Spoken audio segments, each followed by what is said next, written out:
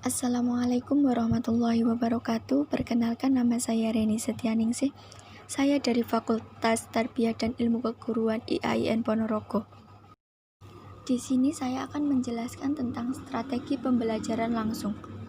Strategi pembelajaran langsung adalah salah satu pendekatan mengajar yang dirancang khusus untuk menunjang proses belajar siswa yang berkaitan dengan pengetahuan deklaratif dan pengetahuan prosedural yang berstruktur dengan baik dan dapat diajarkan dengan pola kegiatan bertahap selangkah demi selangkah.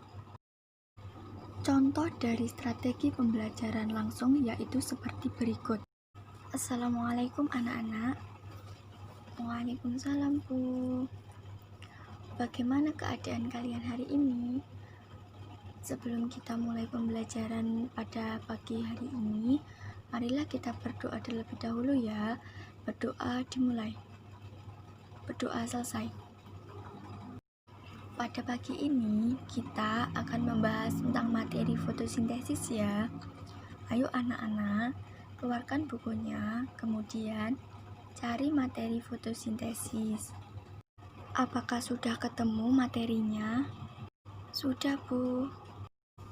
Pada materi ini, kita akan membahas tentang pengertian dari fotosintesis dan faktor-faktor yang mempengaruhi proses fotosintesis. Dari kalian, apakah ada yang mengetahui pengertian dari fotosintesis? Saya, Bu, saya tahu. Iya, Ani. Apa yang dimaksud dengan fotosintesis? Fotosintesis adalah tumbuhan hijau yang memanfaatkan energi cahaya matahari untuk mengubah air dan karbon dioksida menjadi karbohidrat. Iya, jawabannya bagus. Apakah ada yang ingin menjawab lagi? Saya, Bu, saya ingin menjawab. Iya, Risma. Apa yang dimaksud dengan fotosintesis?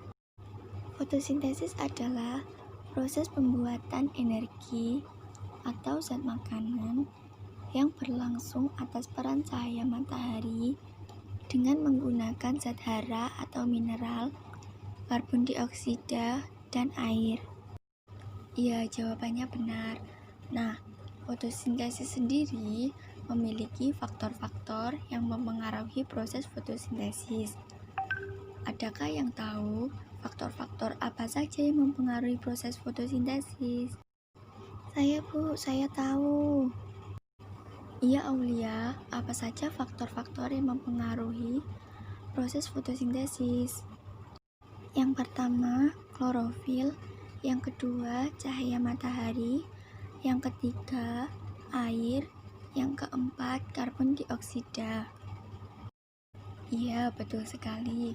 Jadi, faktor-faktor yang mempengaruhi proses fotosintesis yang pertama adalah klorofil. Nah, klorofil itu adalah zat penghijau tumbuhan yang paling penting dalam proses fotosintesis. Jadi, untuk bisa melakukan fotosintesis dengan sempurna, tumbuhan harus memiliki klorofil atau zat hijau daun untuk bisa menghasilkan makanan sendiri. Dan yang kedua, cahaya matahari. Cahaya matahari ini merupakan faktor terpenting kedua yang menentukan proses fotosintesis bisa terjadi atau tidak. Semakin tinggi intensi cahaya matahari, maka semakin cepat mekanisme fotosintesis yang terjadi dan semakin banyak pula zat makanan yang dihasilkan. Yang ketiga yaitu air atau H2.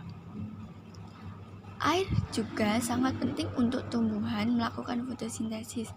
Namun, jika sekiranya tumbuhan tidak mendapatkan air yang cukup dari hujan, setidaknya masih ada akar yang bisa menyerap sisa-sisa air di dalam tanah. Kemudian, jika tumbuhan mengalami kekeringan, maka jaringan stomata pada tumbuhan akan tertutup dan hal itu akan membuat fotosintesis tidak berjalan dengan sempurna. Yang berikutnya adalah karbon dioksida atau CO2. Komposisi untuk fotosintesis akan lengkap jika kebutuhan karbon dioksida sudah terpenuhi, di mana karbon dioksida yang digunakan adalah hasil sisa respirasi dan manusia ataupun hewan. Jika semakin banyak karbon dioksida yang diserap oleh jaringan stomata tumbuhan, maka semakin sering tumbuhan tersebut melakukan fotosintesis. Tambahan dari saya pada materi ini yaitu tentang fungsi fotosintesis. Fungsi utama fotosintesis adalah untuk memproduksi zat makanan berupa glukosa.